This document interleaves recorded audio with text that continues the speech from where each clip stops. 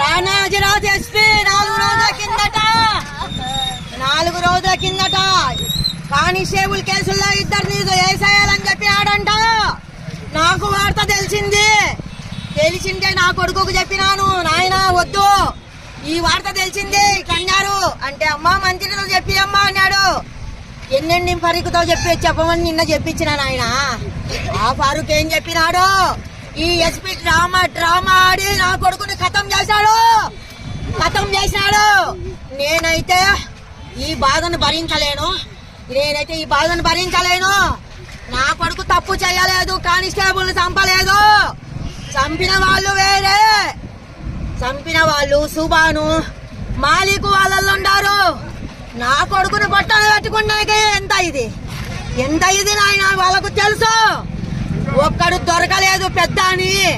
నా కొడుకును 3 నెలలు మమ్మల్ని టార్చర్ పెట్టి ఆ పెద్ద ఎక్కడున్నారని ఫోన్ లో వాడిని మంచి మాటలు పెట్టించి పెద్దగాన్ని పట్టించినారు. వాళ్ళు పట్టుకోనికి చేత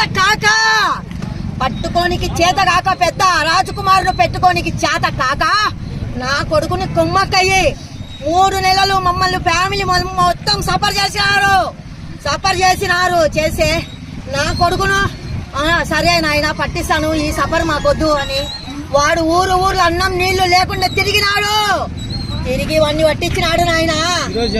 వాడిని పట్టించినాడు తాగుతన్న. ఇది జరిగినది పోలీసులు.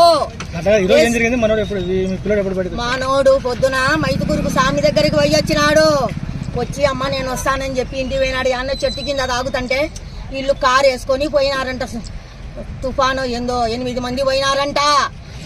వీళ్ళు ఏమేమి గేమ్ ఆడుకున్నారో ఈ పోలీసులు. చేసింది పోలీసులే. ఈ వార్త నాకు 4 రోజుల ముందే ఎస్పీ ఆఫీస్ నుంచి ఇన్ఫర్మేషన్ వచ్చింది. దానికి చెప్పిన రికార్డింగ్ కూడా ఉంది. నాకు చేయాల్సిన సాయం ఒక్కటి సాయి. ఎస్పీ చేపించినాడు. ఎస్పీ రాణా ఏం పేరు సింగా ఆయనని చేపించినాడు. ఎస్పీ రాణా సింగే చేపించినాడు. మా కొడుకు ఏ శత్రువులు లేరు.